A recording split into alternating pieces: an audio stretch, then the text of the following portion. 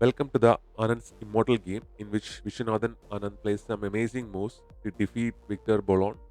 And let's play. Let's see the game. And d5 is played, and knight comes to c3, and the pawns is taken d into e4, and the knight takes the e4 pawn. This is the Caro-Can defense, the main line of Caro-Can defense.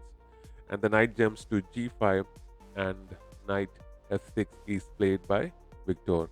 And bishop comes to d3 in a good square, and e6 is played, and knight to f3 is played, and bishop comes to d6.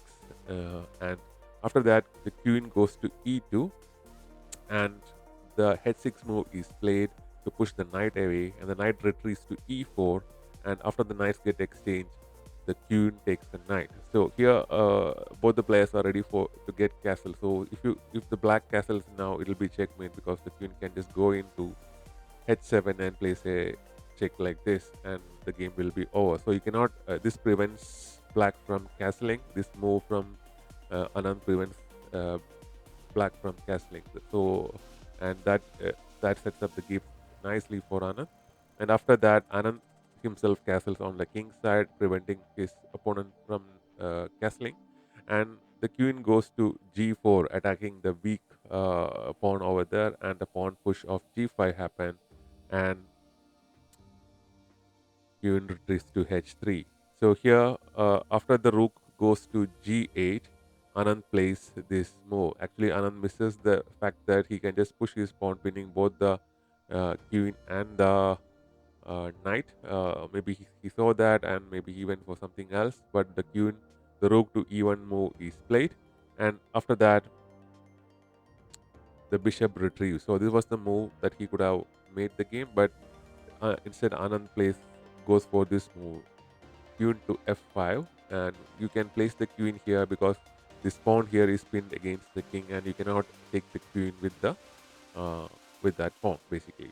So now the bishop goes to g7, and pawn to h4 is played by Anand, and now the king moves away, which forces the queen to move to another square, and Anand goes to h3, and now the rook goes to h8, trying to attack the queen, and after the pawn exchange, there's an attack on the queen, and the queen again goes to g4, and c5 is played by Victor, attacking that weak central pawn, and this pawn is captured, and the other pawn is taken instead, and the rook comes to d1, creating an indirect attack on that lone pawn, and the bishop comes to b7 and attacking the knight there, and Anand plays this sacrificial move, rook to e6, which sets up the game nicely for Anand. And this is one of the amazing moves that Anand plays. And the pawn captures this sacrifice, and the sacrifice was accepted, which led us to this game. Now, bishop to e7 check is placed by Anand. Now, this is not a sacrifice because once the king takes, Anand can take back this uh, bishop. So what this does is that you cannot, the king, it's a check, and the king cannot go back into the back rank. If it goes to the back rank, this rook will be gone. So the king had to go to d6 for that, and now the pawn is taken, and the queen comes to c5, attacking the knight, which is also defended by the queen. But Anand goes and plays this move, bishop to f5, and at the same time creating a support for the knight, and also there's an extra attack on the king. Once the knight moves, it's a check. So basically, Victor comes and moves his queen to e5, going for a queen exchange, but he could have and Anand basically plays this, and this queen is gone anyways. So we cannot take the Anand's queen because it's a check. It's a discovered check, and the queen is used to cover the check. And Anand retrieves his queen to g3 and places a check. And the king had to go back to e7, and after that, the queen is taken. And the rook basically takes the queen, and the bishop takes the takes the rook, and now this check is placed, and after that the another check is placed given by Anand, and now the bishop goes to e4, attacking this bishop, which is protecting this pawn, and by protecting the king as well. So After the rook to h5 move, the knight goes to h4, basically preventing this rook from doubling up and creating a battery, and maybe again to push the pawn and create a good structure.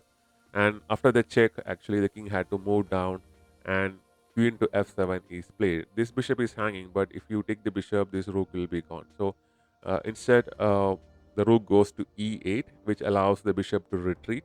And the other, actually, from this position, Victor resigned. He understands that the game is over and Anand is winning the game.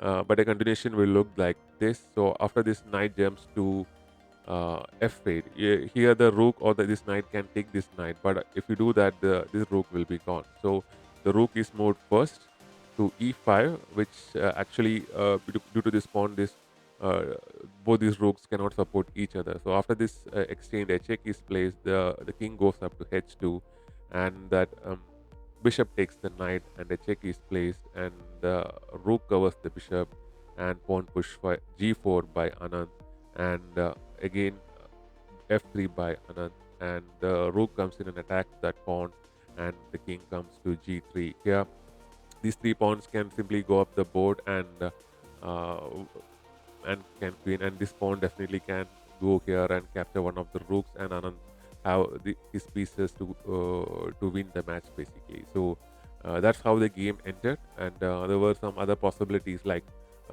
here, instead of you know going placing this, instead of this move, he could have just taken the bishop. So if you take the bishop, the following combination will happen, and that bishop will be the bishop which was taken will be taken back in the form of knight, and there's an attack on the bishop here, so the bishop have to move. So even if you take, this bishop will be taken, or the king can come here and place a check as well. So that's Anand's Immortal for you. Some crazy games that Anand uh, moves that Anand played in this game. So I hope you liked it. We'll be back with more such videos. Thanks very much for watching.